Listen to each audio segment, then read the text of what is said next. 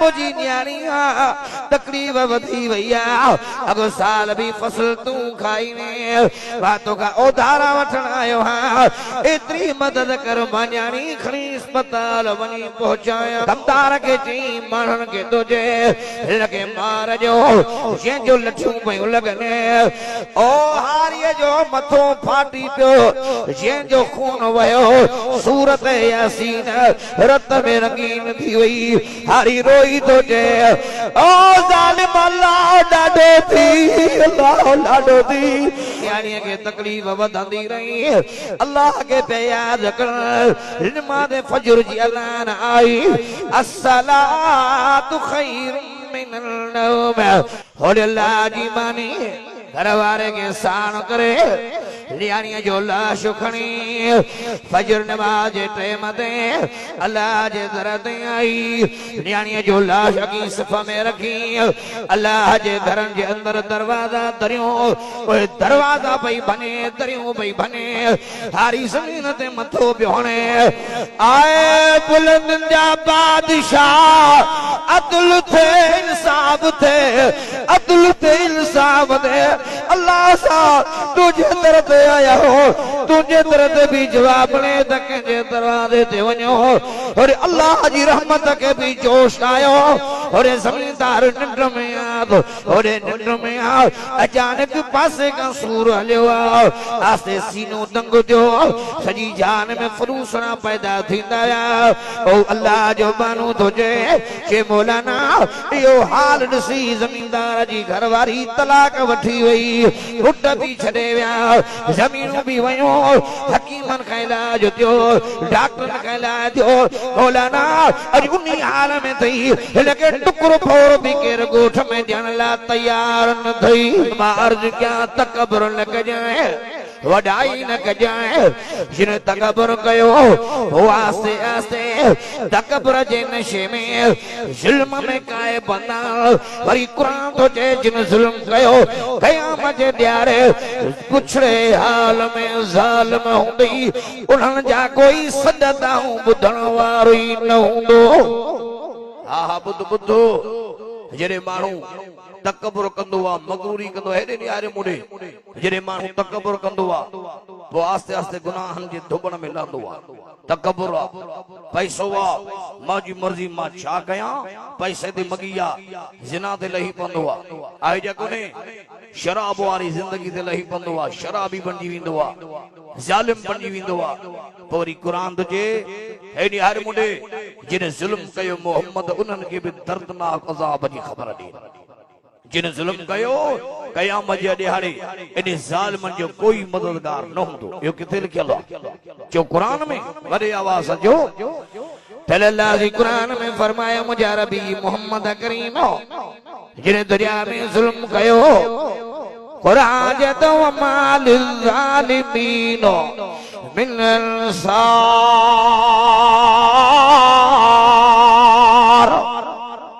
ॾाढे जो तो कुरान सचो आहे बावजू हां मदरसे मां वज़ू करे आयो हां ऐं मुंहिंजी हूअं बि आदत हूंदी आहे बग़ैर वज़ू जे सवाइ न थींदो आहे जा कोन्हे हे निहारे मुंहिंजो हिकिड़ो अदब आहे कुरान शरीफ़ आलो पियो आहे अल्लाह जे पैत में हा कच्चे जे इलाइक़े में मुंहिंजो तकरीर हुजे कच्चे में बराड़ी जो इलाइक़ो हे निहारे मुंहिंजे अधरात जो ट्रेम हो हे निहारियो वाइज़ो कयां पियो सॼी मस्जिद भरिजी वई मस्जिद बि कची ही माण्हू ईअं वेही विया टवाल विछाए रलियूं विछाए वीह वेही विया हे जो नज़र कयुमि मस्जिद जे दरवाज़े ते मस्जिद बि वॾी हिकिड़ो माण्हू अची जूतनि ते वेठो जेके जुमा ते जुतियूं लाथियूं उन जूतनि ते वेही जिस्म ढकियल होसि पोइ मथां चादर हुयसि जेका लोई हुयसि अलाह रली बहरहाल मां इशारो कयोमांसि मुंहिंजो दा हिते जूता रखिया आहिनि माण्हुनि जुतनि ते नवे हलिया मस्जिद में जाइ पई हलिया तो अंदर भी कुरान परे का रड़ कई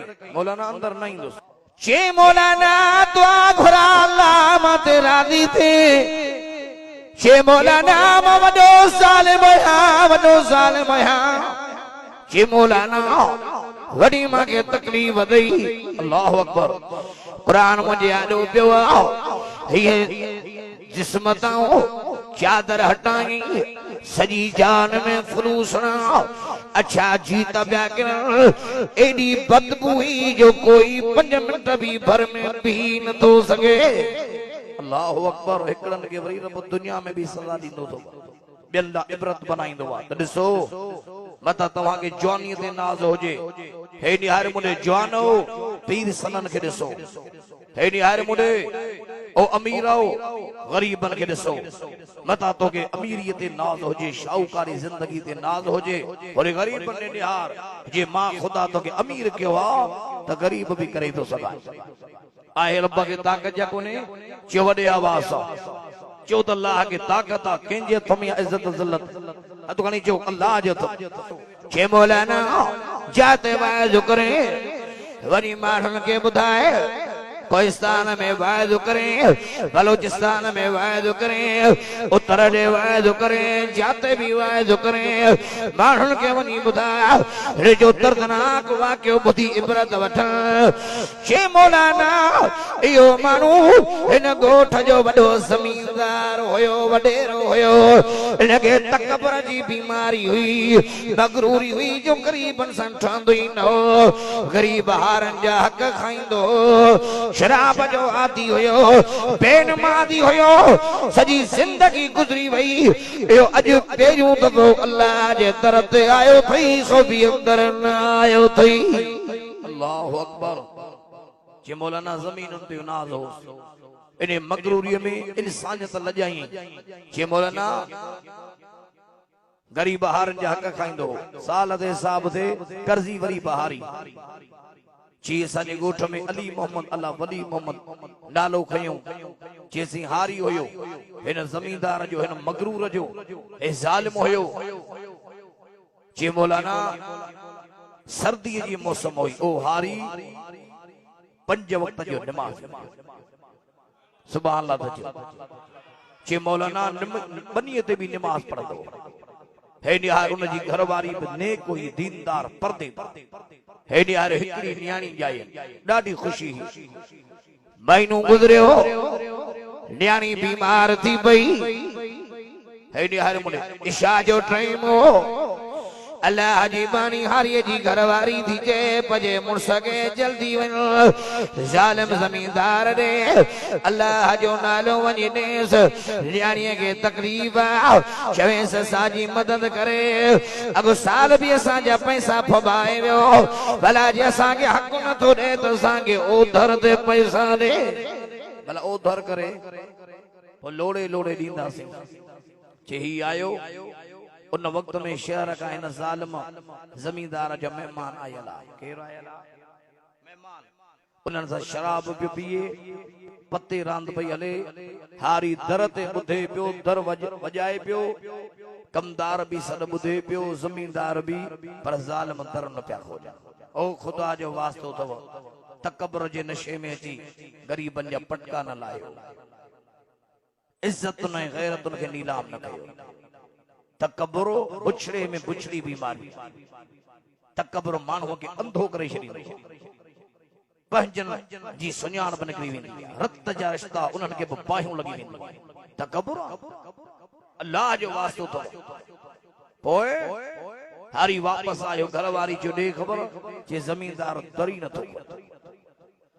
हारी जी घरवारी थी चए यासीन सूरत खणी वञी, घर में यासीन सूरत पई हुजे। एहो हारी हलियो, यासीन सूरत कुरान मजीद जी कलम मुबारक। हेॾी हर मुड़ी 83 आयतूं 5 रुकू। सुभान अल्लाह त जे वॾे आवाज़ अल्लाह अकबर। सूरत यासीन खणी ज़ालिम ज़मींदार ॾे हलियो। केरो? गरीब हारी। अल्लाह जो नाम पियो ॾे। ओ ज़मींदार दरवाज़ो खोलियो, अल्लाह जो कुरान खणी आयो आहियां। ओ ज़मींदार अल्लाह जो वास्तो अथई, अल्लाह जे नाम खे मानने, अल्लाह जो कुरान खणी आयो आहियां।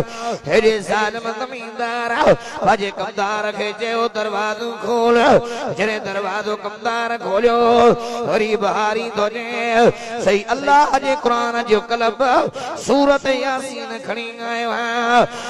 ओ जमींदार मुझी न्याणिया तकलीफ वधी वैया अगो साल भी फसल तू खाई ने बातों का उधारा वठण आयो हां एतरी मदद कर मां न्याणी खणी अस्पताल वनी पहुंचाया चौद मुझी न्याणिया पुट भी मुझे नजर में न्याणिया त न्याणी भी न्याणिया जमींदार तो जे वट पैसा न है जमींदार के हारी तो जे अल्लाह जे कलाम के मानने अल्लाह जी पाक जुबान ते हे कारी कावड़ जी पियो कमदार के जी मानन के तुझे लगे मार जो जे जो लठू पे लगने ओ हारिए जो मथो फाटी पियो जे जो खून वयो सूरत यासीन रत में रंगीन थी वई हारी रोई तुझे ओ जालिम अल्लाह डाडो थी अल्लाह डाडो थी अल्लाह डाडो थी अल्लाह डाडो थी मां पंजे दर्द जी ता अल्लाह के धोजो अल्लाह अकबर खुदा जो वास्तो था तकबर जे नशे में हरीबन सा खेडण छड़े जो ओडे जालिम जमींदार एडो हारी के मारियो सूरत यासीन खणी वापस घर में आयो जरे घर वारी जी नजर पईया ओडे न्याणी के तकलीफ हेरे घर वारो रत में रंगीना सूरत यासीन भी रत में रंगीना अल्लाह जी बानी रोए पई रड़ियों पई करे पर गरीब हारी तो परेशान थी इन्नल्लाह मअस्साबिरीन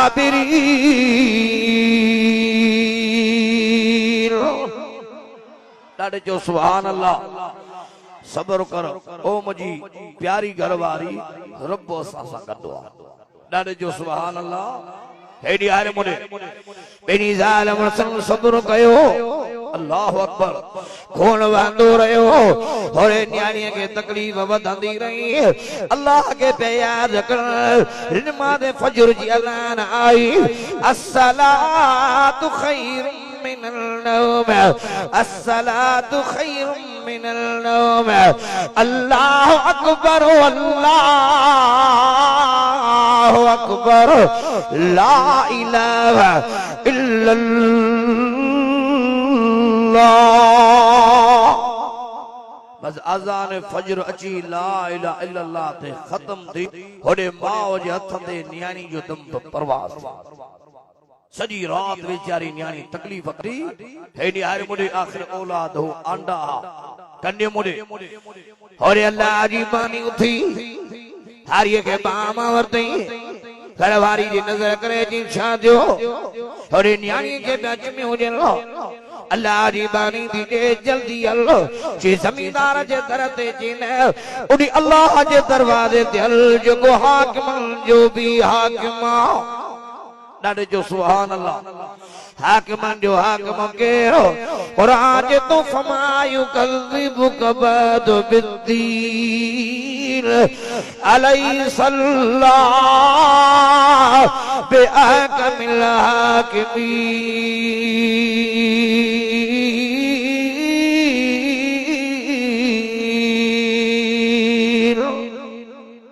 आशिक कुरान जा ॾाढे जो सुभान अल्लाह होले अल्लाह जी बानी घरवारे के साण करे न्याणीअ जो लाश खणी फजर नमाज टाइम ते अल्लाह जे दर ते आई न्याणीअ जो लाश की सफ़ा में रखी अल्लाह जे घर जे अंदर दरवाजा तरियो ओए दरवाजा पई बने तरियो पई बने हारी ज़मीन ते मथो बिहोणे आए बुलंद जा बादशाह अदल थे इंसाफ थे अदल थे इंसाफ दे अल्लाह सा तुझे दर ते आया हो तुझे दर ते भी जवाब ने तक जे दरवाजे ते वणो और अल्लाह जी रहमत के भी जोश आयो और जमींदार निंड में आ और निंड में आ अचानक पासे का सूर हलियो आसे सीनो दंग दियो सजी जान में फरूसना पैदा थींदा ओ अल्लाह जो बानो तुझे के मौलाना यो हाल ॾिसी जमींदार जी घरवारी तलाक वठी वई उठ भी छॾे विया ज़मीनूं भी वयूं हकीमन का इलाज थियो डॉक्टर का इलाज थियो मौलाना अॼु उन्ही हाल में थई हिनखे टुकड़ो फोड़ भी केर गोठ में ॾियण लाइ तैयार न थई ज़ालिम जी पछाड़ी जो ख़राब आ जो वॾे आवाज़ सां ज़ालिम खे अल्लाह दुनिया में भी सदा ॾींदो दे क़ुरान खोल क़ुरान छा थो चए क़ुरान चए व उमली लहुम इंद कैदी मतीन अल्लाह फरमाते पहिरीं डर ॾींदो आहे पोइ जेके मुंहिंजे डर मां नाजाइज़ फ़ाइदो था वठनि पोरी सख्ती पकड़ अहिड़ी कंदो आहे इन बतिश रब्बिक लशदीद जो त ख़ुदा जी पकड़ पोइ सख़्त थींदी